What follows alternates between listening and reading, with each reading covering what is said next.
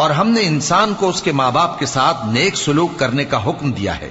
اے مخاطب، اگر تیرے ماں باپ تجھے مجبور کریں کہ تو میرے ساتھ کسی کو شریک بنائے جس کی حقیقت کی تجھے واقفیت نہیں، تو ان کا کہا نہ مانیو۔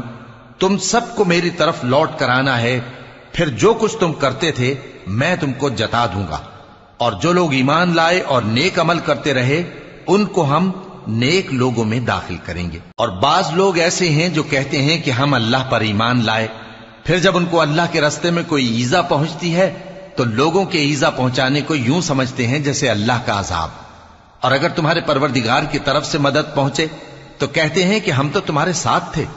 کیا جو اہل عالم کے سینوں میں ہے اللہ اس سے واقف نہیں؟ اور اللہ ان کو ضرور معلوم کرے گا جو سچے مومن ہیں، اور وہ منافقوں کو بھی معلوم کر کے رہے گا۔ اور جو کافر ہیں وہ مومنوں سے کہتے ہیں کہ ہمارے طریقے پر چلو